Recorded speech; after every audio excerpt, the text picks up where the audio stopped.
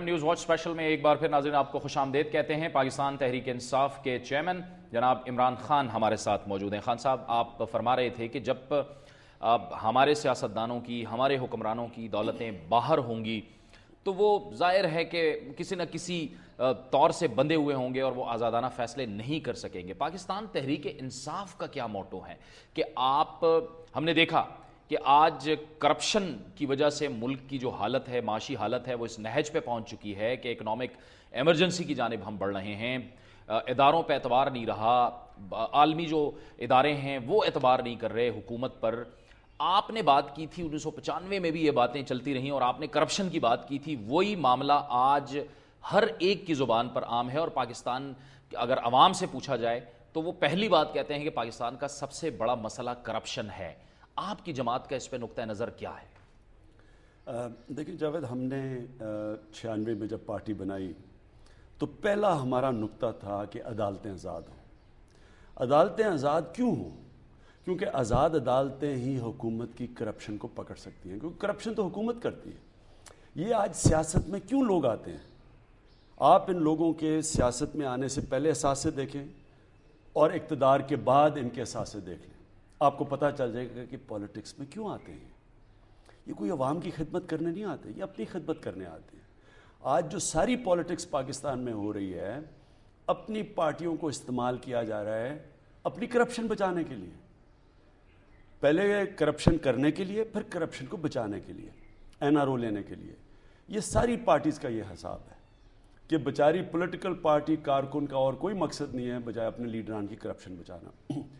تو جب تک آپ کرپشن ٹاپ لیول کے اوپر ختم نہیں کریں گے، پاکستان آپ بچا ہی نہیں سکتے، پاکستان کو بربادی سے نہیں بچا سکتے۔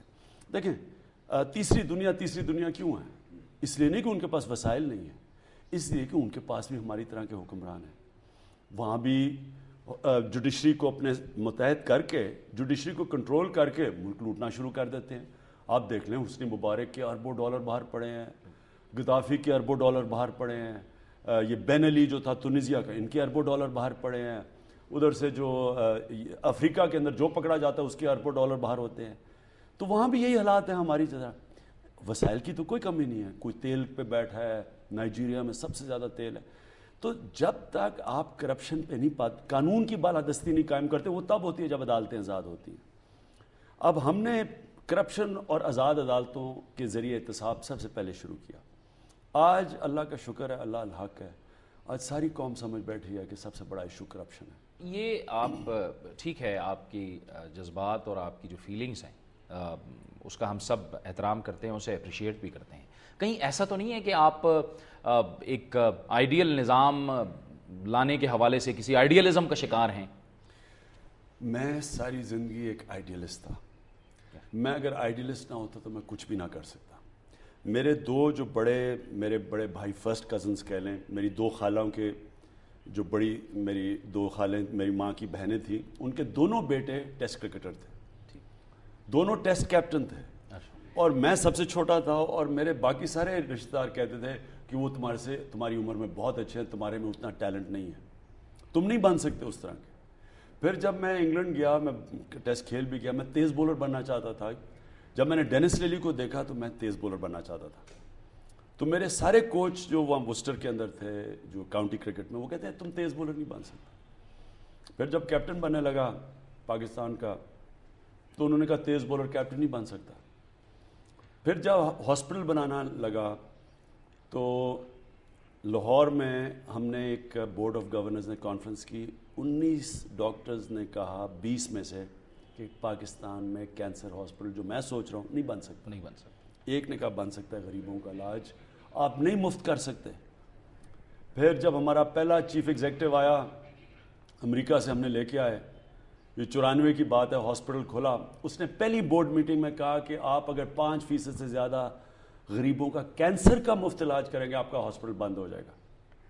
آج دنیا کا واحد کینسر ہاسپٹل ہے، 75% مریضوں کا مفت علاج کرتا ہے۔ پھر مجھے ساری زندگی اب کہتے رہے جی پالیٹکس میں آپ نہیں کامیاب ہو سکتے، آپ زمینی حقائق نہیں جانتے، آپ بہت آئیڈیلسٹ ہیں۔ لیکن قائد اعظم بھی آئیڈیلسٹ ہے۔ کون سمجھ رہا تھا کہ پاکستان بنے گا؟ آپ سارے تجزیے پڑھ لیں، کسی کے ذہن میں بھی نہیں تھا کہ پاکستان بن سکتا ہے. دیکھیں دنیا میں کوئی کام کیا ہے آئیڈیلسٹ نے کیا ہے, جو بڑے خواب دیکھتے ہیں اور پھر محنت کرتے ہیں, پھر مار کھاتے ہیں وہ خواب کے لیے, چھوڑتے نہیں اس خواب کو. ابھی یہ امریکہ کی آپ نے بات کی, آپ سے بھی پچھلے دنوں امریکی سفیر نے ملاقات کی تھی, اس میں آپ کو کیا باتیں ہوئیں اور کیا آپ نے ان کو بتایا اور انہوں نے کیا کہا آپ سے؟ دیکھیے جی, میرا موقف جو میں ہمیشہ رکھتا ہوں, ایک تو پاکستان کے اندر یہ جو پتلے آپ پالتے ہیں اس سے نہ آپ کو فائدہ ہے نہ پاکستان کو فائدہ, بلکہ اینٹی امریکنزم بڑھتی ہے. دوسری چیز کہ یہ جو وار آن ٹیرر ہے اس سے آپ کا پیسہ بھی ضائع ہو رہا ہے, آپ کے ٹیکس پیئر کا پیسہ ضائع ہو رہا ہے, اور یہ جنگ آپ ہار گئے ہیں, ہار رہے نہیں, ہار چکے ہیں, کیونکہ آپ لوگوں کے دل اور ذہنوں کی جو جنگ ہے, ہارٹس اور مائنڈس کی, وہ ہار چکے ہیں. لوگ آپ کو ایک آکیپائنگ فورس سمجھتے ہیں, افغانستان میں آپ کو نہیں سمجھتے کہ آپ اچھا کرنے آئے ہیں. اس لیے اس کا ایک پولیٹیکل سلوشن ڈھونڈیں. یہ میں آپ سے نہیں, میں بڑی دیر سے کہہ رہا ہوں. شکر ہے آج اور بھی لوگ کہہ رہے ہیں, شکر ہے آج آصف زرداری بھی یہی کہہ رہا ہے کہ پولیٹیکل سلوشن, شکر ہے آج وہ اوباما بھی یہی کہہ رہا ہے کہ اس کی پولیٹیکل, کلنٹن کہہ رہی ہے طالبان سے بات کرو, کنڈیشنز بھی پیچھے ہٹا لی ہیں. یہ میں 8 سال سے کہہ رہا تھا. اس کی کوئی ملٹری سلوشن نہیں ہے اور پاکستان اس میں برباد ہو رہا ہے اس جنگ میں. میں آپ سے نہیں, میں 8 سال سے کہہ رہا ہوں. جتنی دیر ہم یہ جنگ لڑتے رہیں گے اتنی دیر دہشت گردی بڑھتی رہے گی. اپنے ملک کے اندر ہم ایسے حالات پیدا کر رہے ہیں, شیعہ اور سنی کو لڑایا جا رہا ہے, دیوبندی بریلوی کو لڑایا جا رہا ہے, احمدیوں کی عبادت گاہ کے اوپر حملے, عیسائیوں کے اوپر حملے, ANP کو ٹارگٹ کیا گیا, ان کے ورکر مارے گئے ہیں, امام مارے گئے ہیں مسجد میں جو صرف یہ کہتے ہیں کہ خود کش حملے برے ہیں.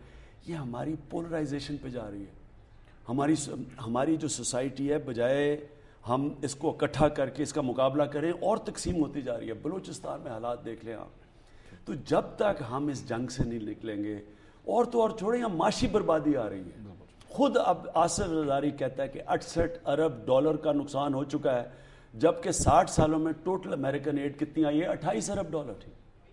تو اس سے ہی آپ اندازہ لگا لیں کہ کس کے فائدے میں یہ جنگ ہے, نہ امریکنوں کی ہے نہ ہمارے فائدے میں ہے. ٹھیک ہے. پاکستان تحریک انصاف کے سربراہ عمران خان ہمارے ساتھ موجود ہیں. اب وار اگینسٹ ٹیررزم, وار آن ٹیررزم پہ گفتگو کا سلسلہ جاری ہے. بریک کا وقت ہوا چاہتا ہے اور بریک کے بعد ہمارے اس پروگرام میں عمران خان صاحب سے گفتگو کا سلسلہ جاری رہے گا.